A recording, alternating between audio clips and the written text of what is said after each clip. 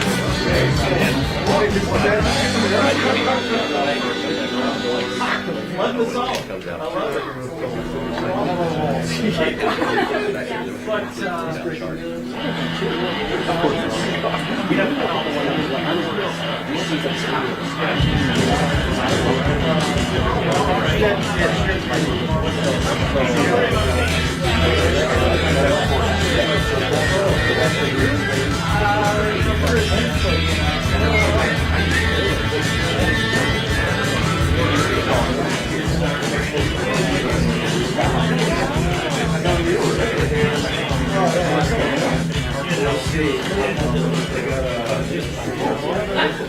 All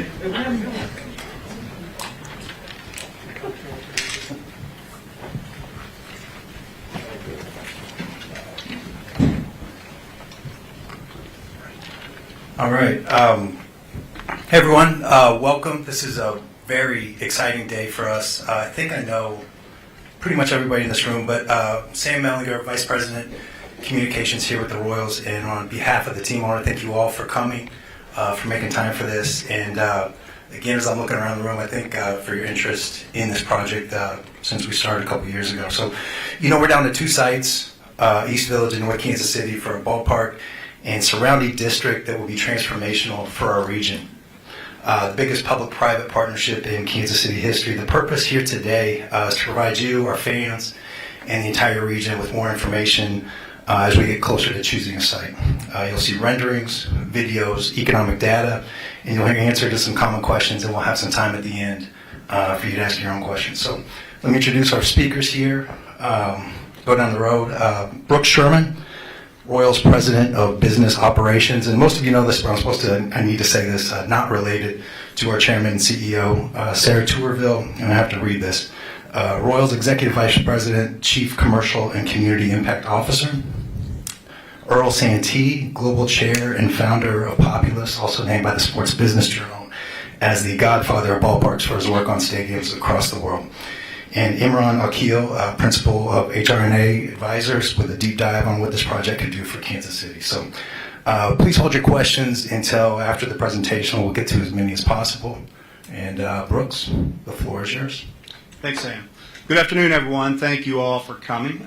We're excited for you to see what we have to show you today between the ballpark and ballpark district renderings that Earl will present for each of the 2 sites we're considering, together with an economic impact analysis from Enron, showing what our project can bring to the KC metro area, no matter where, no matter which location ends up being the site of our new home.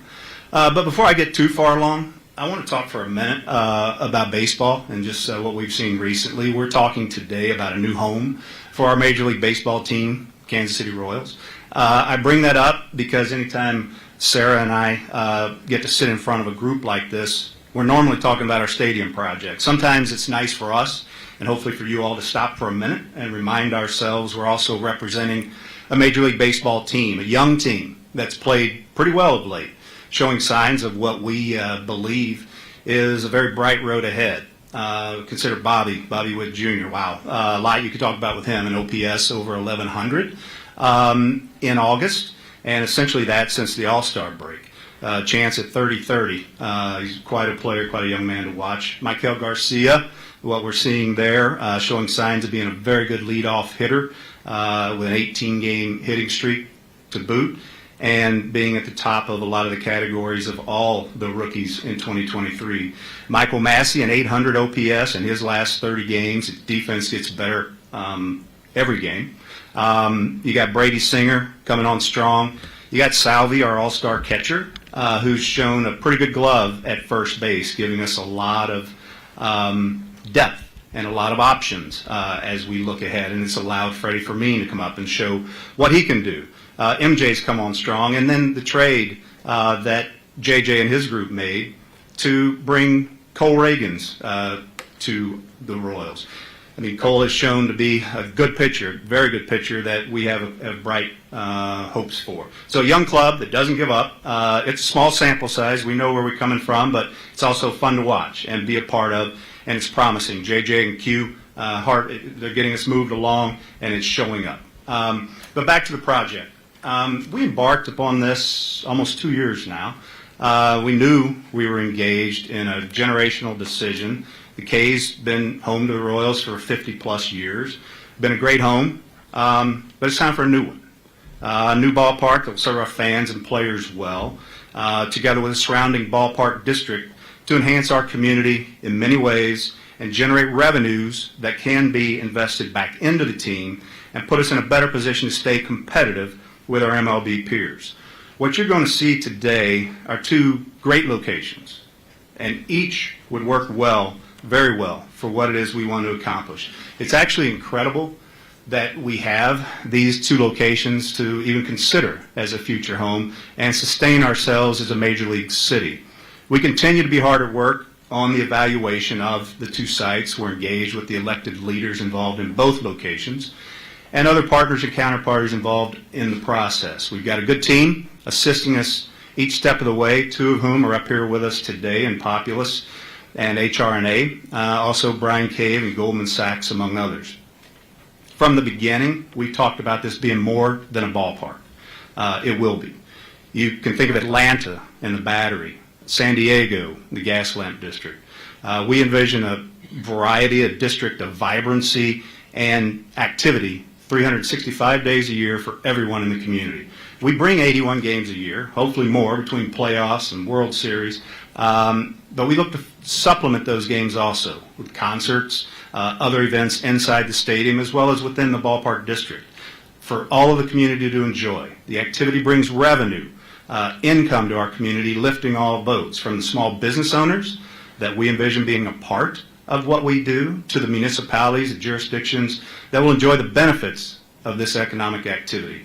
When we can draw 2 million fans and more to the ballpark, and then the ballpark district itself will attract more visitors to the area and includes many fans visiting from outside Kansas City. Why not put forth our best effort to show Kansas City in the best possible light? We're talking about a $2 billion plus public-private partnership with over $1 billion of that being private investment. This will be good for Kansas City no matter where we land. We'll see to that, and you can hold us to it. I think you'll like what you'll see and hear today, and I look forward to the Q&A with you. With that, Sarah, I'll turn it to you. Thank you, Brooks, and thank you all for being here. We feel incredibly fortunate to have these two sites. And no matter where we play baseball, we remain committed to our core principles of delivering community impact, substantial economic growth, and of course to enhance the lives of our region's residents 365 days a year. As Brooks stated, this project is much greater than a stadium. The district becomes the catalyst, a catalyst that connects people and businesses, integrates neighborhoods, and of course stimulates social impact. The legacy of the Royals ownership groups have shared a commitment of fostering meaningful and measurable community impact. We will remain committed to a best-in-class philanthropic program with the objective of creating greater opportunity for even more people. We've been engaged with a broad range of community, civic, business, labor, education, and of course elected leaders, and we welcome their guidance as we move forward through this process.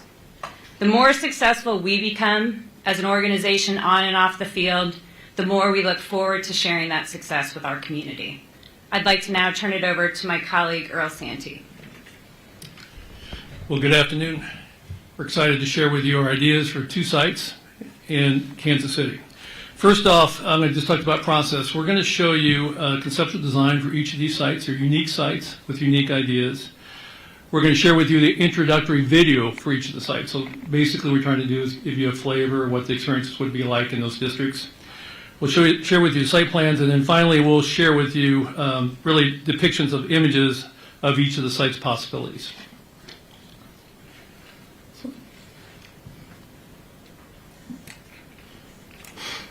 So just to give you a point of reference, here are the two current sites we're looking at, North Kansas City site and the East Village site. They are 2.5 miles apart, and it was our goal, by the way, our goal always is to make the best we can with each of these sites and give it the Royals an opportunity to be great in each of these locations. It is important also to tell you to compare and contrast the two sites, just generally speaking, as you look through the presentation, just to keep this in mind.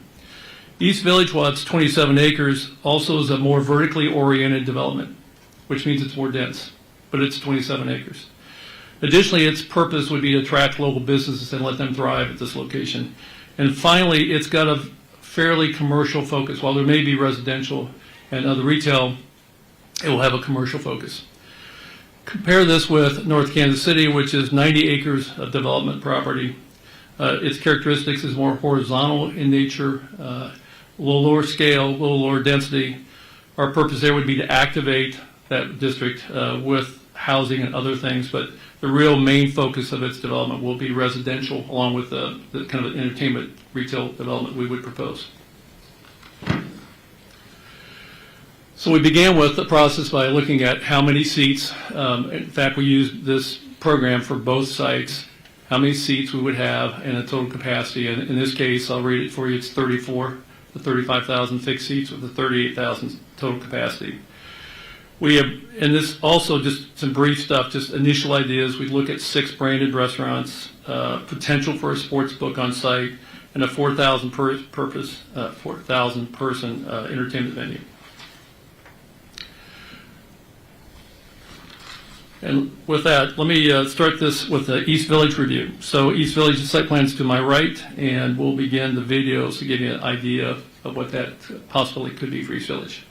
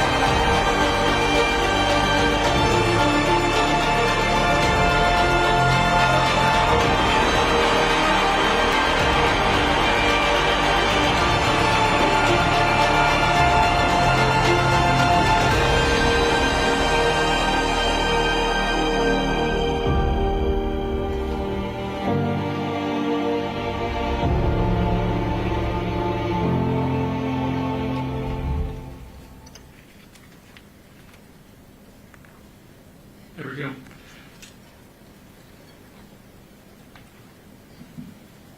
There we go, sorry. So what's interesting about East Village, again, 27 acres. It is a very dense development. It will allow us to fill in really the empty part of downtown. Let me give you some boundaries of the site itself. It's bounded by 8th Street to the north, 12th Street to the south, Charlotte Street to the east, and Cherry Street to the west. And that constitutes the 27 acres that we've been talking about. Included in it is, and you'll see on the screen there also, is that the one is where the Royals Park would be located. Along with it would be a corporate office, team offices in center field, which is number 2. Number 4, and I'm just going to skip a little bit, is a hotel conference venue that would happen in the outfield, but across the street, across 11th Street. There would be an event plaza, so the idea is that we would bring, in both sites, we're going to bring fans to the site, pre-game, post-game, every game if we can, just to create an entertainment venue for them that's outside the ballpark. And then we'll create and we'll create what we call the Cherry Street experience, which is mostly retail development, but is in the flavor of local restaurants, local businesses, so we can capture and activate their experiences here.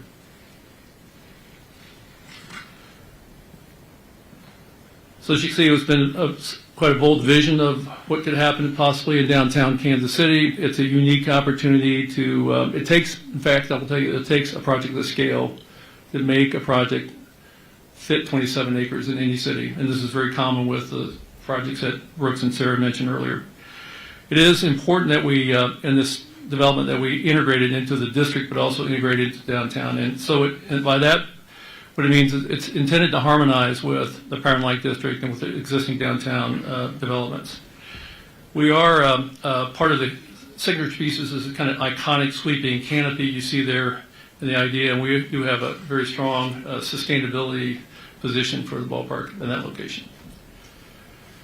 Now here's a view from the 12th Street. So 12th Street is the major rival location for the ballpark. It is also, and I'll use it by my term, baseball term, which I call it the Naho Gang view, which basically it's very transparent into the ballpark. You could walk along the street and look into the building, look into the field.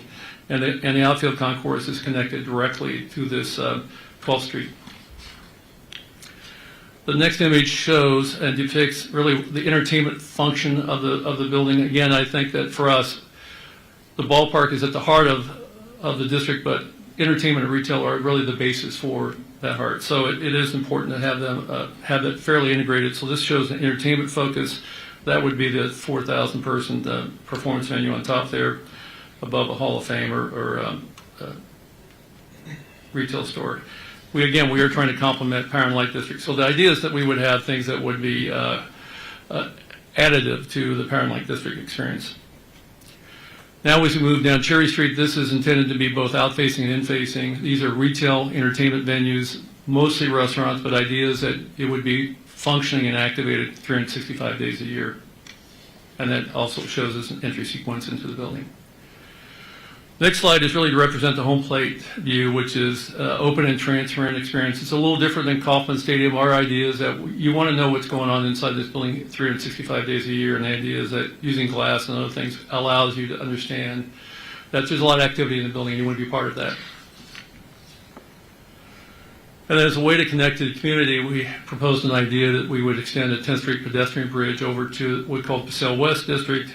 This reinforces community connections, but also gives us kind of immediate and direct access to that community, to the ballpark. And then the view from the ballpark itself in the Senior Bowl. So looking in the outfield, you'll see that we do have fountains in center field. We have berm seating in right field. You can see the district views. So the views you see from the Senior Bowl here are currently, those will all be development buildings as part of this proposal. So new office building, new residential towers as well. And I will say that for us, our intention is to make one of the most intimate Senior Bowls in baseball.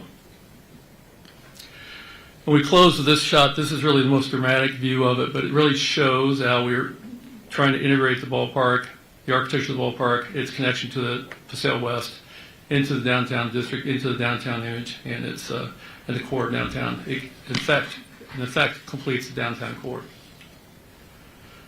So next I will go to the North Kansas City district overview, and we'll begin with the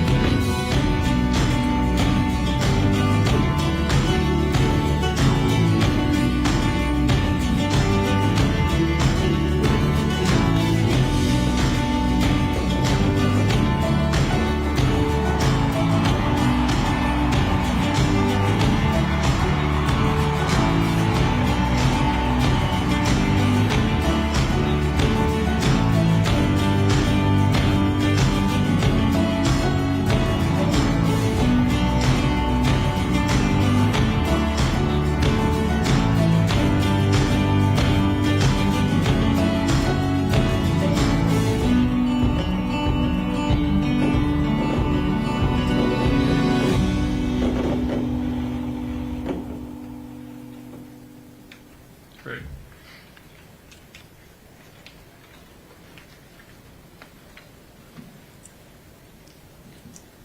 There it goes. Okay, this is the site plan for North Kansas City. As you've seen in the last two videos, it takes more than the ballpark to make it a great district, so it's important that we look at how this integrates with each of the communities in a way that's unique to them, but also enables us to provide a meaningful and lasting relationship to the future of the game as we go forward. This is a 90-acre development. Includes the Royals Park, which is number one in the middle of the development.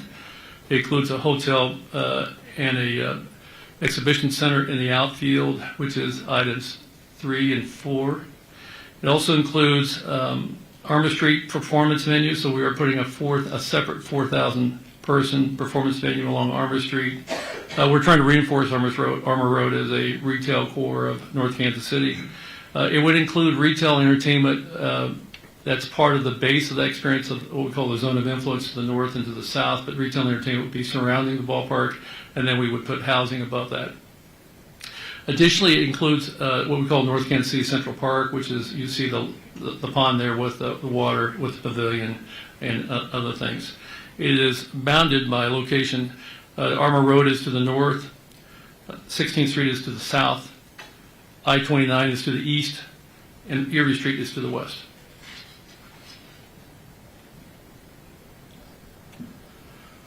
Again, our purpose here, which is a little bit different from East Village, is that we're trying to transform a district. We're trying to create a district by giving it place and giving it substance to its development.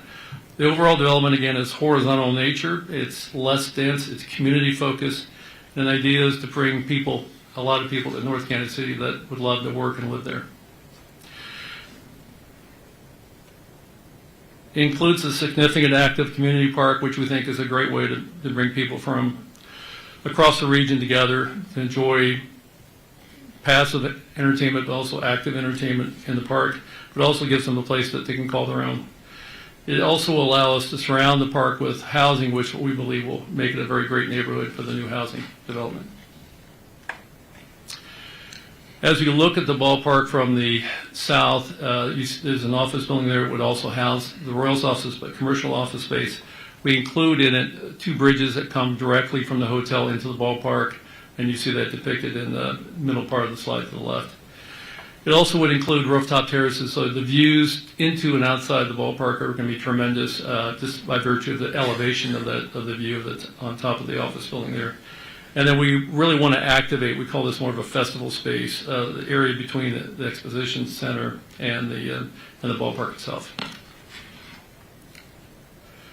Next is an image showing the bridge from the hotel, so you can imagine staying overnight and walking into the ballpark itself. We have an active garden area that would be part of the ballpark experience. Again, we want transparency in the outfield.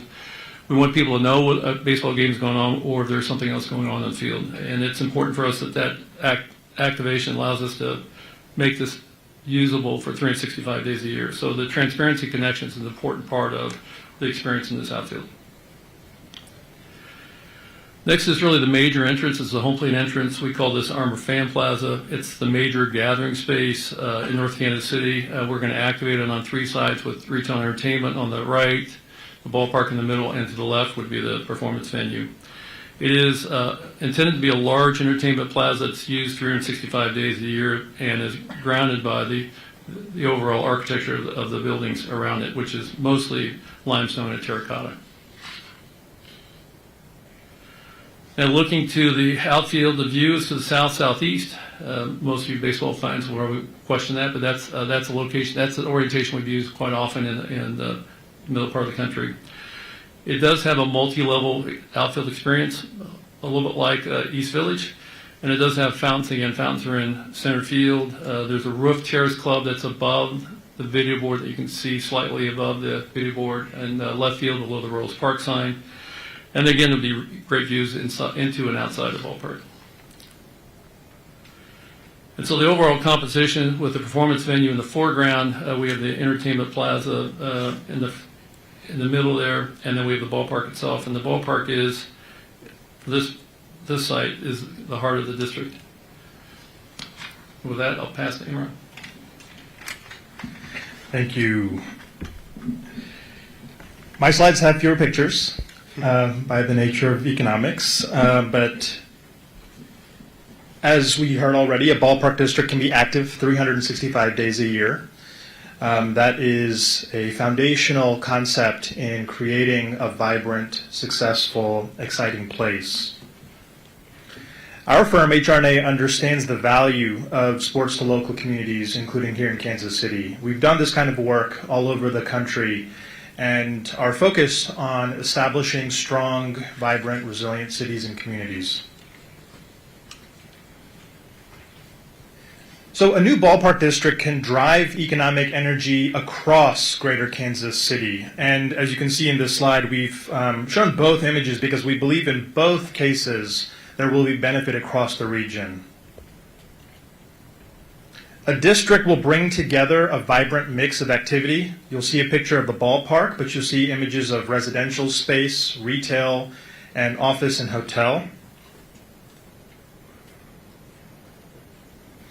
A ballpark district is a significant investment for Greater Kansas City. The $2 billion investment will create an economic boost across the entire region that begins with one-time construction impacts of the ballpark itself. We believe that can create an estimated 20,000 jobs, $1.4 billion in labor income, and $2.8 billion in total economic output.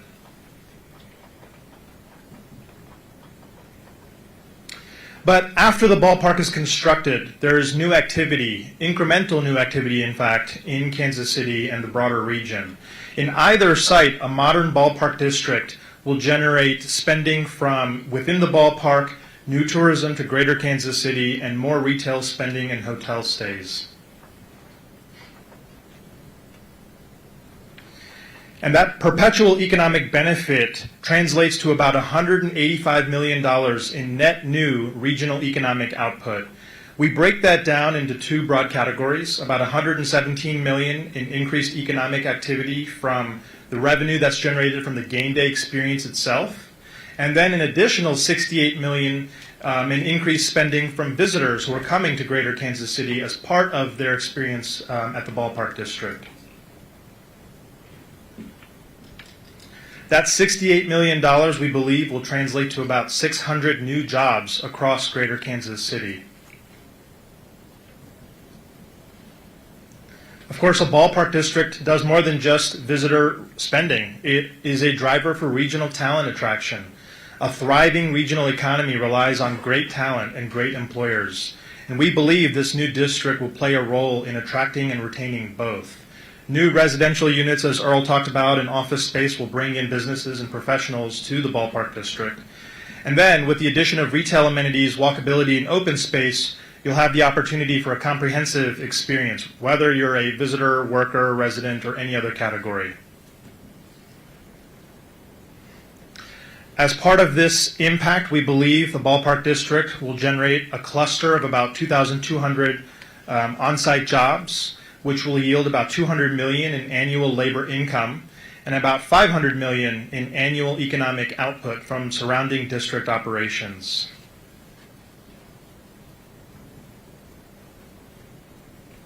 So, spending is a huge part of the benefit of this kind of a project. The ballpark itself, we believe, will generate meaningful sales activity in terms of food and beverage, merchandise, and ticket sales. An estimated $150 million in overall revenues is likely possible within the ballpark in the first year of operations, and that number is in 2023 dollars.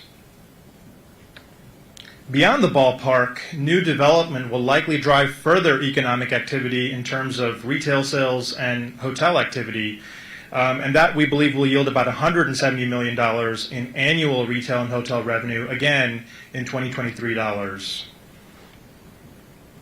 So in aggregate, the ballpark district can drive meaningful economic activity across Greater Kansas City, totaling about $320 million in retail and hotel activity across the region.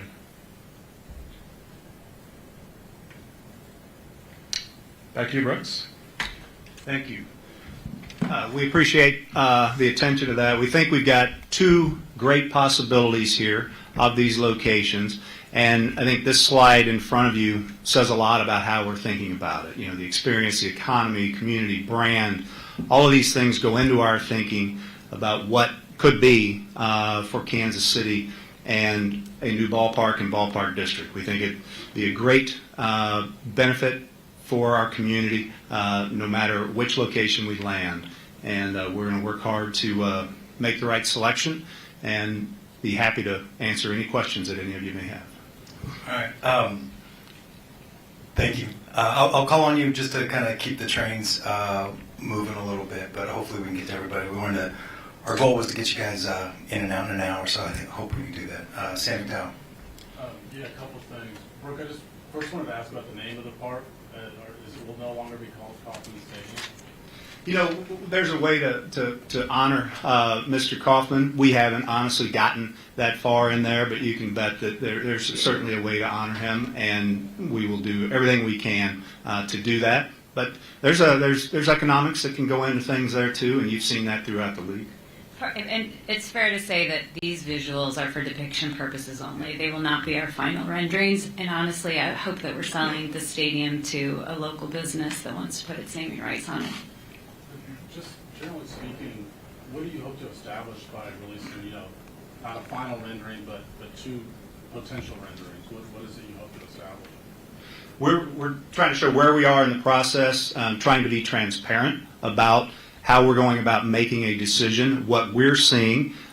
We've got work to do on a number of fronts to get to our decision on this, but we thought it was the right time here as we've gotten both of these developed. We've told you these are our two locations. We just thought that this was the right time for the transparency of both and to really show the community what could be no matter where we go. Just to follow up on that, are you seeking feedback at all from fans on preferences or anything of that sort? Our fans' input is always extremely important to us, as is the partners and as is members of the community. They certainly will continue to play a role throughout the process. We're constantly surveying them as they come into the current ballpark experience and what they may expect or want from a modern ballpark experience. Top Bowman? I got a question for a couple of you. Imran, I just wanted to ask, you mentioned the $185 million economic impact. I apologize if I got that name wrong. And you also mentioned $320 million within the stadium and outside the stadium. I imagine that's a short-term bump, or how long do you project that kind of economic impact to last? We've been looking at kind of the timeline of this project and how long it'll take to build the stadium and the rest of the district. And so we're looking at impacts across a long period of time, but the numbers we presented are estimated to be at full build-out. And so, and of course, we assume that there will be opportunities above and beyond the district to continue to drive benefit in this region.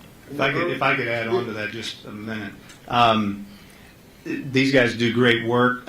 We come at it from the angle that we're going to do everything we can to produce the right revenue, as much revenue, pour that back into the team, invest in the team, have the team get better as a benefit from that. So I believe their numbers are conservative. We're gonna push there. But the other part of that is we're making, from a private investment perspective, we'll be putting in over $1 billion of private investment. And so those kind of numbers are important to that as a return and as an investment to pour back into the club. So you can bet every day we'll be working to boost that. And then, Earl, you mentioned complementing power and light. Can you elaborate a little bit more on what you mean by that? Because I think that has been a concern we've heard from some people, that a new ballpark district in one part of downtown might be robbing Peter to pay Paul a little bit. Well, I think the style of development's different. It's a lower scale. I think right now we're pushing for local companies to be involved in it versus having national franchises being involved at Paramount Light District. But the idea is that you would, as we've seen with any of the generational changes, that we've seen that it's more than one thing that they go do in a day. And so we think it's just an additive process. It may be in a day you may hit 3 different venues that day, and either you conclude at the new ballpark or you conclude at T-Mobile Arena. And then Brooks and Sarah, one last thing I had for you guys was, you've got a lease that runs to the 2030 season here at Kauffman Stadium. Would you be comfortable with the North Kansas City project? Would you guys be planning to move in there in 2031, or would you guys be considering breaking the lease here to move into that facility ahead of schedule? We won't break the lease. That's not part of the consideration. What is part of the consideration is a negotiation. There's a number of parties involved here, not the least of which is the Chiefs, our partners across the parking lot. We're not going to speak for them, but they're a part of this. If we were to go to Clay County's in the mix. Jackson County would have to be in there. So it's a negotiation. We have no thought of breaking the lease whatsoever. That's a negotiation. It would be our desire to have a new location up and running opening day 2028. So, that's just part of the process. Todd Legal. A couple quick questions. First, down here on the end with Imran. Which one of these places provides more economic impact? Good question. I think the key takeaway here is that they are different scenarios with different geographies and different contexts, but in either case, the numbers we presented reflect the opportunity for the region. So we're looking at the opportunity for all of Greater Kansas City. As is the case with these kinds of projects, they are attractions that bring people in from out of town, that allow companies to explore new places to house their employees. What we think about these projects in regional terms, really. But one of them would provide more with the data. I think it depends on how the projects shake out over the long run. I mean, as you've heard, these projects are in progress. A couple quick things. Earl, there's a bunch of pictures of parking over here on the right with North Kansas City. There's no parking listed there. I know there's a lot of parking downtown. People love the parking lots out here. They love all that. What kind of concern is that when you guys are designing one of these things with the parking aspects of these two? Well, typically it's part of our site selection criteria, so we brought that into the table when we looked at all the sites across Kansas City. And so here we've determined with the 38,000 potential capacity of the building that we will be able to park all those folks downtown. We are planning to build new parking both in North Kansas City and East Village that would supplement the existing parking. So I think we have about 4,000 spaces in what proposed currently for the East Village site that we would be building. And just generally speaking, I don't see the kind of the infrastructure costs or what might have to happen with the highways on either one of these. I know up north they're talking about, they're already doing some work on I-29. Which one of those is going to cost more to get the people where they need to be? You know, when you look at North Kansas City and then you look at the East Village for our two locations, there'll be a little bit more infrastructure necessary in North Kansas City. When you think about East Village and all that's there today and the size of the other venues that are there, the number of businesses, it's a little bit more prepared for it. So there's a little bit more work up there. But we've done a fair amount of due diligence. There's still work to be done, both highway. We got to make sure, no matter where we play, we've got to make sure we can get fans into the ballpark and the ballpark district easily and get them out easily and park them well. So that's a big part of the consideration. But to answer your question directly, there's a little bit more to be done up there, but that's all part of the plan. And last one, I know there's a lot of people want to ask questions, but you're not done with Jackson County, the legislature saying they're going to be okay with this? What are you hearing from Clay County? I mean, how big of that part of this equation is it? Whichever one of these governments is more willing to get this on the ballot when you want to do it. Yeah, I mean, that's part of the equation is to ensure that we're negotiating properly and we're having the proper back and forth with each set of governing bodies, the elected leaders, and we're doing that in both Clay County and the city of North Kansas City and Jackson County and the city of Kansas City. So those are ongoing, and we're working hard at both places to understand what can be done in both, and that's just part of the process. Confident with both of them? Yes. We'll do Bahi, Mike, and we'll make our way back. This is for Brooks and Earl, really. Todd asked a little bit about it, but it looks to me like there would have to be some pretty strong modifications on the 29, 71, 35 corridor, whatever you want to call that, if it gets clogged up now as it is. And I just wonder how, I don't know, you can't put a price on it, but how extensive is that going to have to be to make this able to be accommodating for either scenario? You want to hit that? I'll go ahead. I mean, we have both sites, and we've retained a traffic engineer for both sites. We retained them, frankly, we've retained them 3 years ago. So one of the first things we'll look at is traffic and parking, frankly. And so we did look at both sites that way. We have been working with MoDOT to understand their timetable on 29, as they do have some scheduled improvements on 29. We'll continue to work with them. Depending where the Royals select as a site, we'll work hard as we can with MoDOT and other local officials to get whatever we need to get done. We're fully aware of what's being done with other parts of North Kansas City from a transportation perspective, but 29 is definitely something that will have a focus of us once the site's selected. And I guess for either or both of you, World Cup's a factor here at some point, and if it proceeds as you hope that it's built by 27 or 28, that calls upon a lot of construction to be going on while the World Cup is here. I just wonder, is that compatible, or what sort of steps you've taken to be in contact with them about what that will require? Yeah, I mean, we recognize that there's a lot of activity, a lot of work that will go on with the World Cup. We will have been, well underway, we believe, by the time that work starts as well. So I think there's going to be an allocation that will work, and it's certainly we've got a schedule planned that we would adhere to that we believe can be done to get us in opening day 28 with that work on the World Cup as well. I don't know, Earl, if you. Okay. Mike? On the economic impact numbers and the employment numbers and all the other numbers, are those net? Or are they, there's, we're subtracting what the K currently produces in terms of employment, et cetera? Yes, most of the numbers you saw in terms of economic benefit is net incremental benefit, I should say, to the broader economic district of Greater Kansas City. By county, by city, it's all incremental. You're saying 350 million or whatever it was above what currently being produced? Yes, net new. Yes. You can, Tristan? Okay, so you guys mentioned brand. Kansas City's obviously long been known as a union town. With that in mind, you loosely talked about community benefits agreements, things of that nature. Is there a timeline for when that would be negotiated out? How do we know that that unions will be able to build these projects? And furthermore, will this project address living wage floors for the district, fair labor practices in the district, or affordable housing in that area? Tristan, you asked a lot in that question, so Yes. you may have to come back and help me here. But what I will start with is the commitment to the community. And as I stated in my remarks, and we've said previously, we are committed to a community benefits agreement.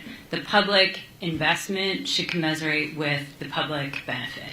And in terms of specific labor union affordable wages, I think was the next part of your question.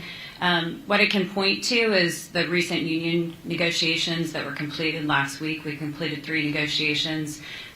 We feel very proud of where the net result of that was for a win-win for our associates, and that we remain in the upper echelon of Major League Baseball of paying our associates. So the new minimum wage there is $16, and the wages range up until $31 amongst the union.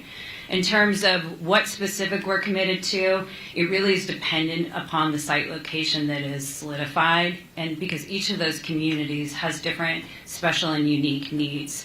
We will rely heavily on the local political, civic, community leaders to guide us in that process, but we anticipate, some pretty lofty goals, again, remaining in the upper echelon amongst Major League Baseball projects. All right. It's a little, is it Bethany? Go ahead. Yep. Caroline Hogan from KSHB. I'm interested in, I see that in both sites it's facing south-southeast. I'm interested in the idea and your guys' thought process behind that. Well, for us, it's pretty normal. So if you went to Truist Park, it's also south to southeast. So typically we're trying to find the best view shed into and outside the ballpark. So for us, it was these orientations. Additionally, we're also trying to figure out where the main entry would be and how people arrive at the building. So a lot of times, the outside development influences the orientation of the ballpark as well. So they're both oriented in a way that it takes advantage of the existing and new development that would occur around it. Thomas? Yes, thank you for taking the questions. At this stage, the Royals have said they want to confirm their final selection by the end of next month. With that timeline in account, and also taking into account the unique real estate due diligence needs and the process with the respective local leaders in different municipalities, is it the team's position that these sites and these visions are currently on equal footing with each other? Yes. Yes. Yes, they are. Okay. And additionally, on the due diligence side, in both places, no matter where it would go, there are some existing buildings that would seem to have to make way for the visions contemplated here in the East Village. There's existing apartments at 950 Homes. There's industrial buildings around different parts of North Kansas City. So where is the team at in the process in terms of addressing those? Yes, we're in discussions with the owners of those properties, and that would all be handled appropriately to be able to put ourselves in a position of having the stadium and development there for opening day 2028. So those are amicable discussions that we believe will be successful where we may choose, and it's ongoing. Okay, and one more question. With relation to the overall project's price tag, we saw recently that $2 billion stadium and ballpark district has been referred to as a $2 billion plus stadium and ballpark district. What accounts for the plus at present? Well, there's a couple of things. As we continue to look at what can be done, we find things that we think could be additive, which could add to that. There's also cost escalation, honestly, in all of these materials and the work that needs to go on. So as we look out at an opening day 2028, that's a little bit longer than what we had looked at originally, so you've got to look at that escalation. The infrastructure plays a little bit of a role in there as well. So, but it's, the $2+ billion, there is a requisite return that would come with that as well for the community, the public-private partnership aspect on both sides of that, public and private. Kevin. Yeah, can you talk to us at all about what the status of negotiations are with Jackson County in particular? There have been reports that Mr. White has been less than willing to engage in conversations with the team. Have you now started direct negotiations with him or his attorney? Oh, we have a good relationship with Frank White, just as we do, in Clay County with Jerry Nolte. So those conversations are amicable and ongoing. I think John recently met with Frank, and we've seen him at the ball game. So those are things those are negotiations that are ongoing, and we expect that to go forward. I would also just add that there's a lot of constituents beyond Frank White that have also been incredibly helpful, including Mayor Lucas, members of the county legislature. So you would say you're in active negotiations, back and forth, proposals have been made, replies have been made? We've had a little bit of back and forth, yes. We have, yes. Okay. With both counties? Yes, we've spoken with both. I mean, that's part of the process here of having to go through this. And those are, when you think about this, we've got to have those agreements with elected leaders from a public finance perspective, from a lease perspective. So yes, that's certainly part of the process. Have you guys identified a co-developer to help build this project for either site, either Van Trust, Financial Holding Corp., the Merriman people? Can you talk to us about who would partner with the Royals in developing all this spin-off development? Yeah, I'm not going to get too deep into that. Obviously, when you look at the land in North Kansas City, the Merrimans are the holder there. They'd be a partner of ours up there, and certainly they're a good developer. And in East Village, Van Trust has had their ownership there. We're working with them, so you could see them play a role down there. But that's probably as far as we need to go. But yeah. And just one other thing on the private sector: have you got tenants who are willing to commit to either project? Hotel operators, restaurant, bars, etc., office users. Where are you at as far as developing actual tenants who would occupy that space? Yeah, we've had incoming calls for that kind of business that you're referring to, and we expect those to continue and those to be active, especially once we kind of come to the conclusion of where we will be. We would expect those to really take hold then, but we do have those kind of incoming calls. We have external calls. We're making progress on all fronts there. Jonathan. Going back to the lease comment that you made, Brooks, if you guys are serious about North Kansas City, how could you move north of the river before 2031 without breaking your lease here? I think we talked a little bit about that earlier. That's a negotiation that would take place with Jackson County. If that were to be the case, and we were going to Clay County, that would be a negotiation that would take place with Jackson County. The chiefs, again, they have to speak for themselves, but they're staying out here. If they're staying out here, they're a part of that negotiation. So that's how we would address it. We're not looking to break a lease. That won't happen. Have the chiefs held up your process here from moving forward in Jackson County? Nope, we're in good communication with the chiefs. That's ongoing. We keep them apprised of where we are in our process, and they do the same. Greg. This is for Earl. Two questions. One, I realize that two different sites are two different circumstances with the land that you're dealing with, but from looking at the renderings, these are two completely different designed arenas. Why did you feel necessary to design two different completely venues? That's part one. And part two, as a follow-up to the south to southeast question that was posed earlier, a lot of stadiums, example St. Louis with the Arch, with backdrops in center field, have the iconic skylines behind them. With your view in the East Village, there is no such downtown skyline. So again, can you go into what went into your decision not to have that downtown skyline on the East Village design? So the direct answer is the sun sets in the west. And downtown Kansas City, the higher part of downtown Kansas City sits to the west of the ballpark site. Behind buildings. Yeah, but still, we still would have issues with, batters don't necessarily like sun in their eyes when they're trying to hit a fastball. So the idea is that we would provide enough shade with the canopy that make it work. It also, one interesting thing about East Village side, it slopes from the 8th Street side to the 11th Street side 35 feet. So that gives us kind of a natural bowl to put the ballpark in. And again, we're taking advantage of that. So just to give you a point of reference, I've designed 20 major league ballparks across the country. More than half have a south to southeast orientation. A part of it is just by virtue of how they sit within the city. Relative to the architecture, we really felt that they were, in the videos you saw, we felt like they were two different districts. That the downtown district had, while it's already mostly developed, was really more of an infill project. So we felt something that was transparent, was open to the downtown district, open to Power and Lake District, open to the potential residential and commercial development was important. It's more open because we have views in the outfield from both residential towers, hotels, and commercial office space with a view into the ballpark in East Village.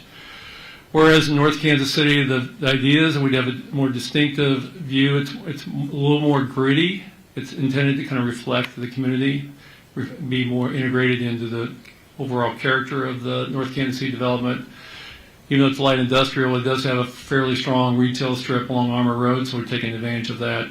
But visually, they are two distinct buildings. One is intended to be more transparent, the other one's intended to be a little more gritty to kind of fit the neighborhood.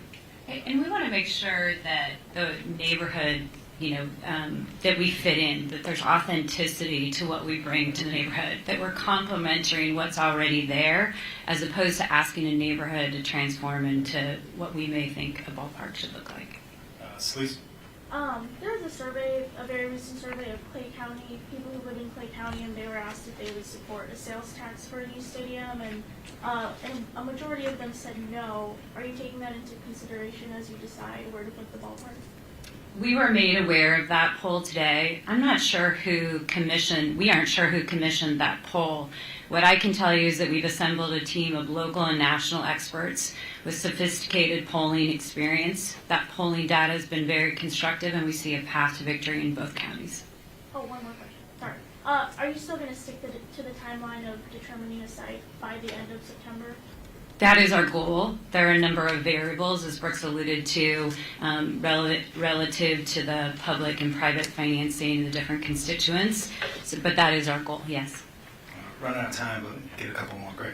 Yeah, just wanted to ask, I know that you guys have a lot of residential buildings, residential upgrades that you're looking to bring.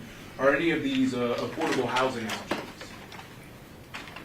At this point in time, we haven't gotten to specifics. What I'll tell you is that our ownership group, whether it's under the Royals Charities umbrella or the ownership group at large, has been committed to various parts of Kansas City, including investing in affordable housing. As we select a site, I would anticipate we'd be better suited to answer that question about what the specific components are. But wherever we choose, we will continue to invest in underserved parts of our community. Kevin. Yeah, first time I've seen this bridge over 71 Highway from the East Village. Seems like a pretty expensive investment to make, just to make it easier to walk back and forth over the highway. Do you guys have development plans for the east side of 71 Highway across from the ballpark? Or does anyone that you're aware of do? Well, we do think that the East Village location and the highway improvements that would go along with that over there would certainly open up what we refer to as Paseo West over there for development. It could be just organic, catalytic, due to the fact we're there. There's certainly a chance that we would be and would expect to be an investor over there. We think that by our location in East Village would certainly enhance the ability to develop over there. And yeah, we would participate in it, more like it. We would participate in it and expect it to do well. Are there any plans for the current Kauffman Stadium once it becomes the old stadium? That'll be part of, again, the negotiation between Jackson County and with us and the chiefs as to what ultimately occurs with that. I think the chiefs probably have some ideas, given its proximity and what they want to do. But yeah, that'll be part of the process. Bring some, Sam. Coach, you mentioned that these are on equal footing as it stands. What is it that's going to elevate one to be the final selection? There's a number of factors in there, that brings in agreements with the elected leaders. When you think of a public-private partnership, that brings into play, as I said a little bit earlier, the public funding to go along with the private funding, to know that we can finance it appropriately.